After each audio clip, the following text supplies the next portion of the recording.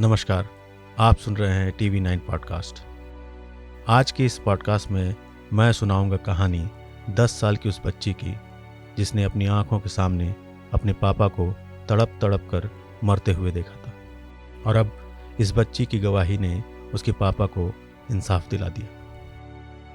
इस बच्ची के पापा कन्हैया लाल उर्फ राजू को 2017 के जून महीने में मार दिया गया था। बच्ची के मां रेनू ने अपने पति राजू की हत्या का आरोप उसी के भाइयों पर लगाया था।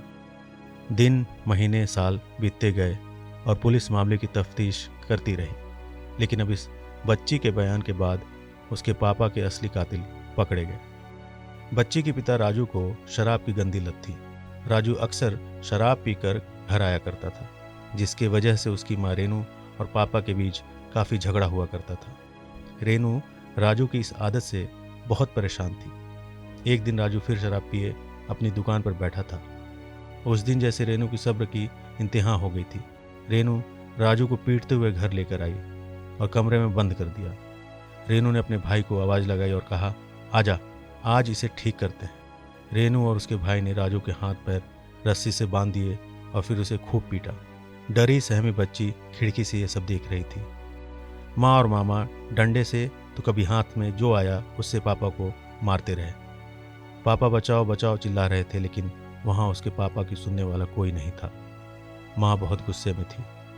इसके बाद जो हुआ वो इस बच्ची की आंखों के साथ जैसे उसके दिल और दिमाग में बस गया। चोरी छिपे कमरे से झांक रही बच्ची ने देखा कि उसकी माँ फसल काटने वाली दराती लाई और पापा को मार दिया। कमरा खून से भरा था और ये बच्ची जैसे बस हदस कर रह गई हो। उसके पापा का कातिल कोई और नहीं, उसकी माँ और मामा थे। कोर्ट की सुनवाई के दौरान ये बच्ची डरी नहीं और जज साहब के सामने सारी बातें बता दी।